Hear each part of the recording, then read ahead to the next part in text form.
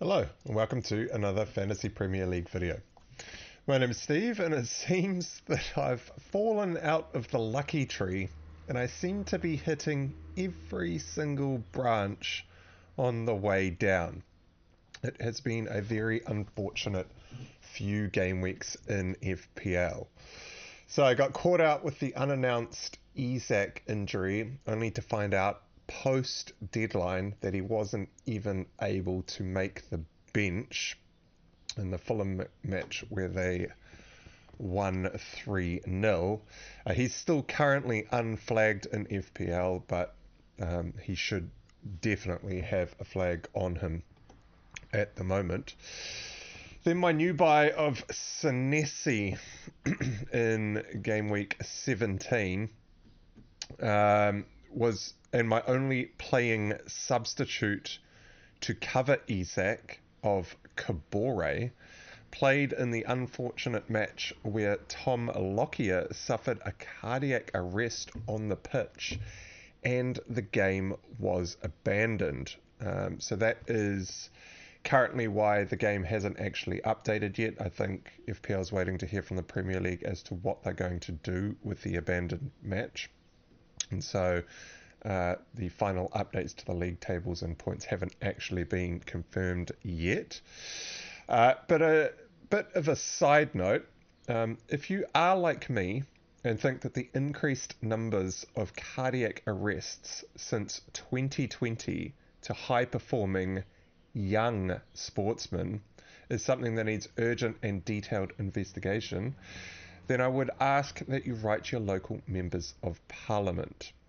Now, if you're over in the UK, there is a Mr. Andrew Bridgen who seems to be the only man asking for answers on this topic, and he could use your support. If you are interested, search for Andrew Bridgen and excess deaths to see his speeches in Parliament. But anyway, this isn't a political channel, and given the censorship rules on YouTube, I can't even comment much further than that.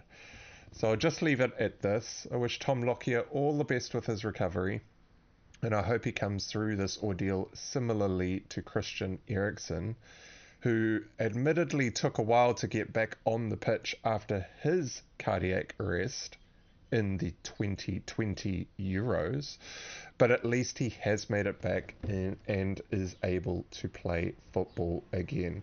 Now, Tom Lockyer was awake and coherent as he was disappearing off down the pitch in the abandoned game, so it looks like he is at least on the mend. But today's video is all about the 1 week punts that I'm eyeing up in game week 18, as I am wildcarding in game week 19. So before we get started, if you're not already a subscriber to this channel, consider subscribing. It really helps the channel out. And if you enjoy the following content, make sure to give it a thumbs up. So as of right now, I'm on 53 points with an average of 40, but we are waiting to hear what is happening with the Senesi and Kabore points.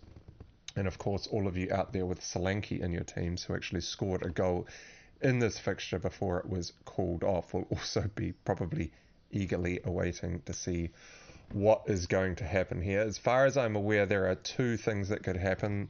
They could wipe out the game completely and do a full match replay of the full 90 minutes, which I think would mean that Senesi and Kabore would come away with 0 points, so would Solanke. In fact, anyone in that match would probably come away with 0 points if that was the case. Otherwise, there is a chance that they may just play it out from the 1-1 scoreline with the remaining 35 to 40 minutes of the match, but they're still waiting on the Premier League to make those decisions. My transfers for game week 17 were that I sold Haaland and Baldock for a hit to bring in Watkins and Senesi. Now, thankfully, Watkins did score a goal and came away with maximum bonus as he scored the winner in the Aston Villa 2-1 victory over Brentford. And so my hit did immediately pay off in the week that I had taken it, as both Baldock and Haaland both scored 0 points in the game week, and I would have actually only played with maybe 10 men if I didn't make that, as Baldock would have been one of my playing players, and I would have only had Kabore coming in off the bench, if that is indeed what happens. But the 1 week punt candidates is what we are all here for. So my obvious clear front runner for players to make way for my 1 week punt, considering he was actually completely left out of the squad due to a groin injury, is of course Isak up front. Now, Howe was asked about Isak after the match, and his comments were, it's not a big problem, but he still has the after effects of his groin injury. He's just feeling a tightness, so we didn't want to risk making that worse, especially with the upcoming schedule. So Howe's basically saying that he left Isak out of the squad entirely, as they did not want to risk playing him with a little bit of tightness, given how intense the schedule is for Newcastle. And so I will obviously be waiting with bated breath to see whether Isak will be deemed fit for this potentially lucrative fixture away to Luton this week. So if I just pull up, as you can see here on screen, Game Week 17 will remain open after the conclusion of Sunday's matches. More information will follow in due course. So obviously that's just where we're at in the week. If you are watching this video a little bit later in the week, you will understand why my points aren't completely locked in. But Isak away to Luton this week. Now, this is a little bit of a tricky situation here. So if he is ruled out completely by Eddie Howe for this Luton match, then I will look to buy Wilson for my 1 week punt, as he will be almost assured to play if Isak is out. Wilson will come with penalties, and he actually put together a decent performance against Fulham at the weekend, even though Wilson didn't actually come away with any points. He did have a few opportunities to shoot and score. Now, Wilson is currently only owned by 3.8% of the game, so he's actually a massive differential, and I don't think too many players will actually be looking at him. And so if I get any inclination that Wilson is going to be starting this fixture against Luton, I will be switching Isak to Luton as my 1 week punt. Now, however, it is touch and go as to whether Isak will be back or not. However, if it's touch and go as to whether Isak will be back or not, so let's just say that Eddie Howe isn't very forthcoming with information, then it kind of rules Wilson out as an option, as we could in fact see Isak play with Wilson getting rested, as Wilson himself is not too long back from his own injury, and based on Howe's comments, he's very aware of the intense fixture schedule that Newcastle is going through. I suspect that if Isak is fit, Wilson will probably be rested, as he has been playing the majority of minutes since he has come back from injury, and he started back playing the majority of minutes almost straight away from coming back from injury. So it seems to me like Wilson is probably due a rest. He is a little bit injury prone, and considering that he is coming back from injury and has been playing the majority of minutes, this Luton fixture does look like an ideal candidate to rest Wilson in. So if it is touch and go, I may have to dodge Newcastle altogether and look elsewhere for an Isak replacement. So if I'm not sure whether Isak is starting or Wilson is starting, I may have to ditch Isak and just look at a completely different team altogether. and my current front runner is Solanke from Bournemouth. I don't really see too many other forward option candidates as I already own Watkins. I think he's probably one of the top 2 standout captaincy options this week. Second closest captaincy option I think is actually Isak or Wilson, depending on who is actually going to be starting the match, with a very close third being Son at home to Everton. Now, of course, if Isak is deemed fit, I would love to play him against Luton. So I would hold on to Isak and look elsewhere for my 1 week punt if Isak is indeed fit and ready to play. So if we get the all clear from Eddie Howe that Isak is fit and available for the match, I am thinking that Isak will probably start the fixture, and therefore I will be just holding on to Isak and playing him in the Luton game. Now, if that is the case, then I am obviously going to be looking to spend my 1 free transfer somewhere else in the squad, as there is no reason to not spend it, considering I will be wildcarding in game week 19. And the current second front runner for me to get rid of is actually Hwang Hee-chan. Now, Hee-chan has been a very poor asset to own. He seems to be quite a lazy player and is rarely putting in sprints to get into good goal scoring positions when the opportunity presents itself. Now, during normal play, when he is making a run to break the lines, his teammates aren't actually finding him very often. And Hwang, unfortunately, seems to be the type of player to chuck his hands up in the air in disbelief when this happens. Now, this is actually one of my pet hates from strikers, is it doesn't boost the confidence of the players around them. Now, I am looking to get rid of Hee-chan at my earliest opportunity. And so if Isak is deemed fit and ready, I'll be selling Hee-chan this weekend to get rid of him. Otherwise, he will definitely be going on wildcard in game week 19. Now, thankfully, I'm actually flush with cash, having sold Haaland for Watkins last week. So I have my pick of all the midfielders for replacements. So currently I have 6.3 million in the bank to upgrade Hee-chan at 5.8 million. So I can go all the way through to a 12 point something asset, which is basically every midfielder in the game that I do not currently own.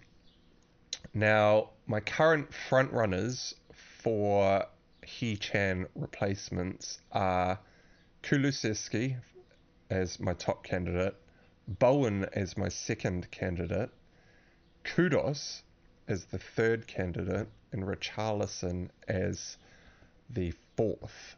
Now, Kulusevski is actually someone that I've talked about a couple of times on the channel since Maddison's departure, noting that Kulusevski playing in that cam role has looked the business.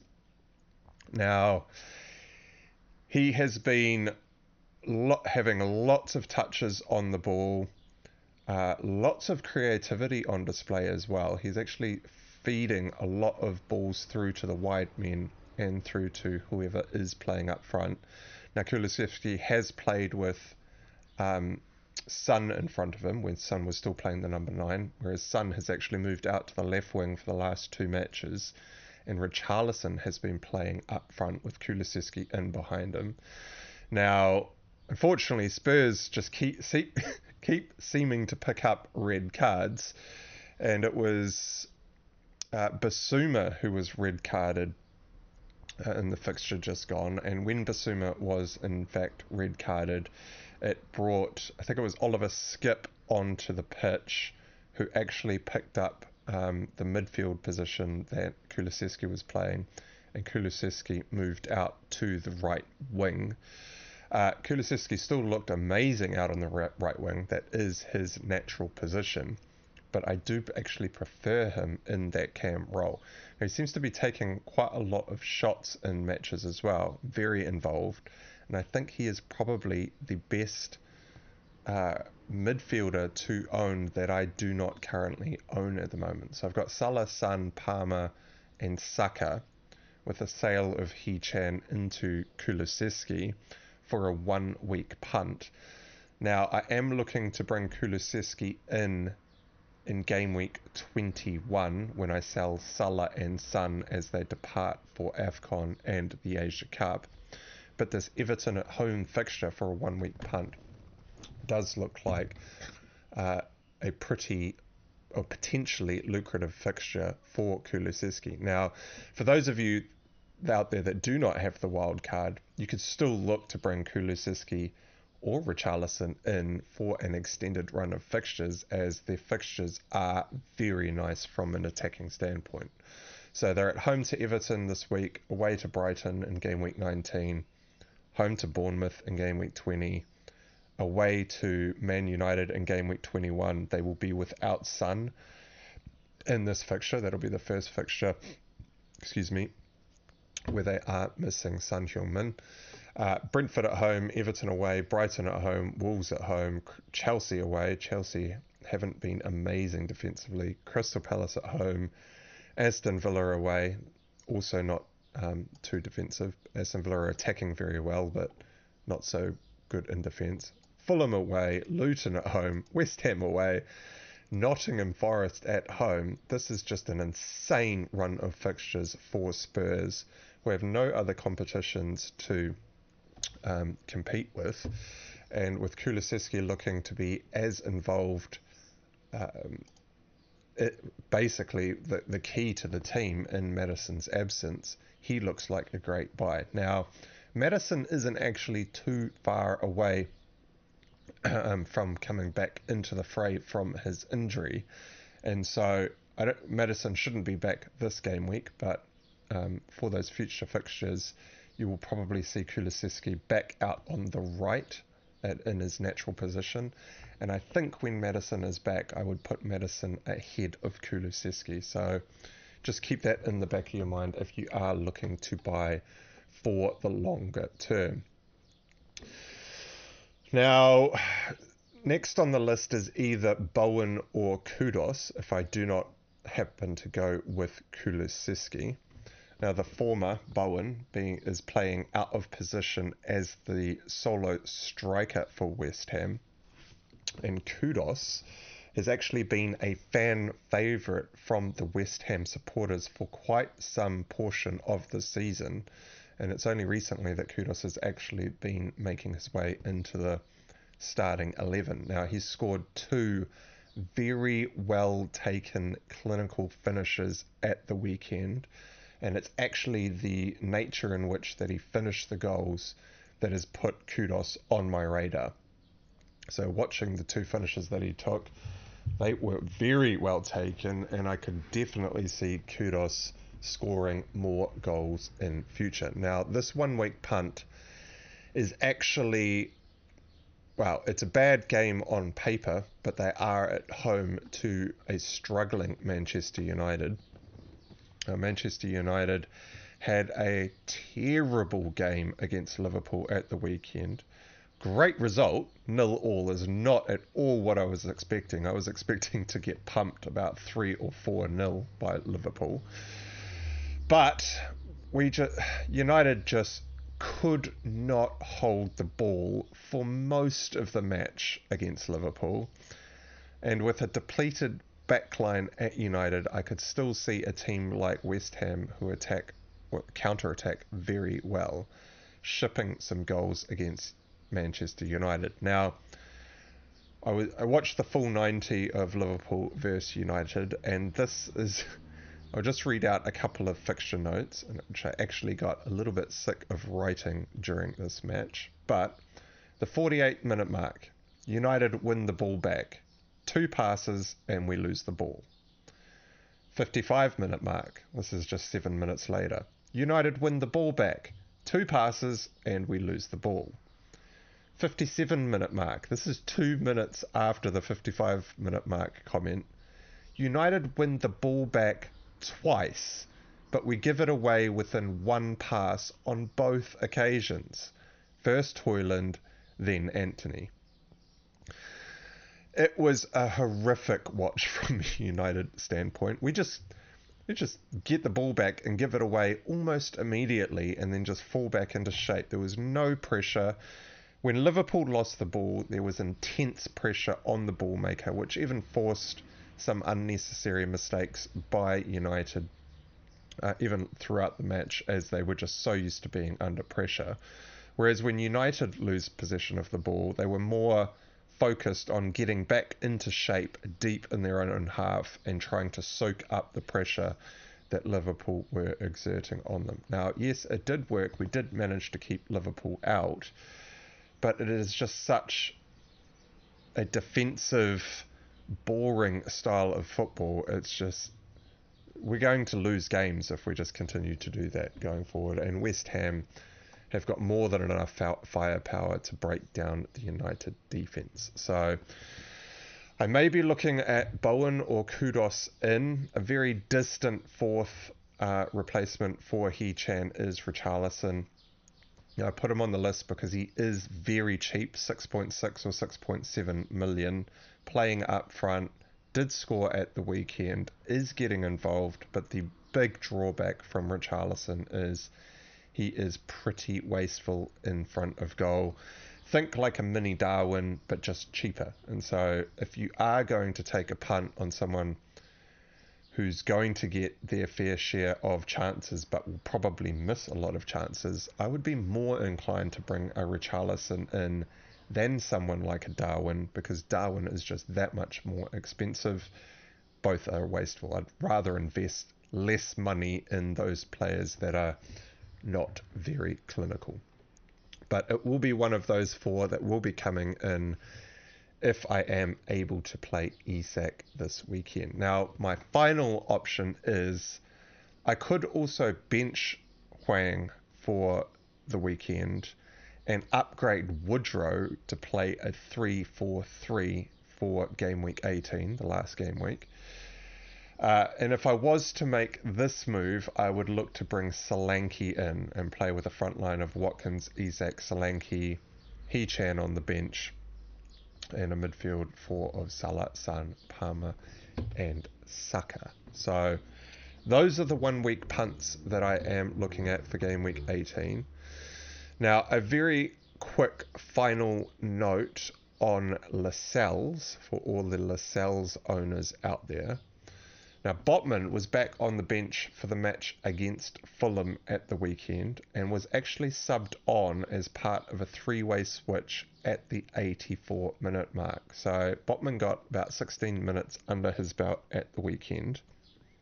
Now, what is interesting is Fabian Schär limped off the pitch at the 14-minute mark in the match. And it was actually Kraft, if I've pronounced that right, who came on to replace him instead of Botman.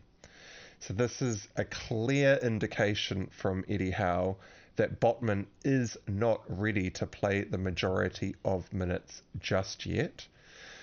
Now, when Botman did come on in the 84th minute, he went into play at centre-back alongside Lascelles. Obviously, Schär was off the pitch.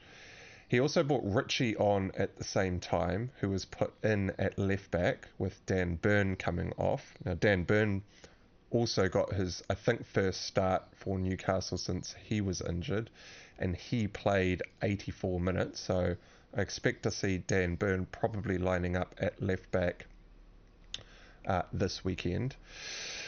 And so when Botman came on to play next to Lascelles, it was actually Kraft who moved over to right back, with Livramento also being subbed off.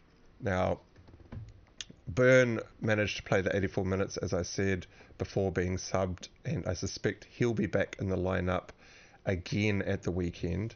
Now, Dan Burn is actually in my current wildcard draft for next week, and he's down at just 4.4 million, which is an absolute steal And he also scored, I think it was the 82nd minute mark, just before he was subbed off.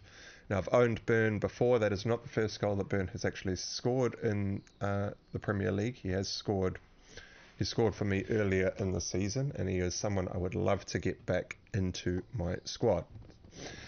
Now, Botman is too good to stay out of the team, and so I suspect that Lascelles' days are numbered in the starting lineup.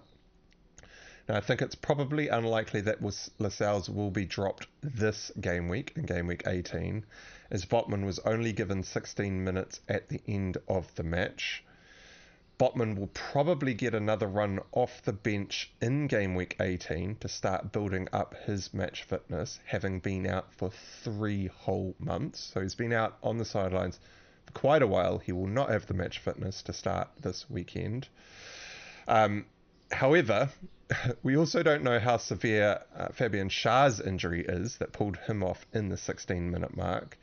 So Lascelles could still play for a couple of game weeks as Botman builds up his match fitness, and if Fabian Schär is actually out for a number of game weeks.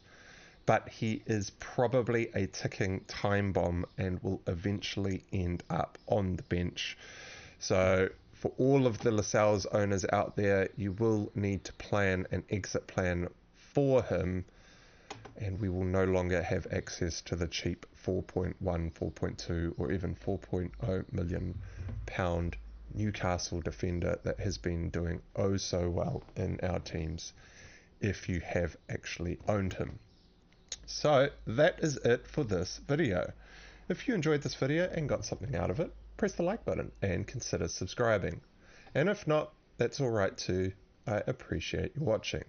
And until next time, cheers.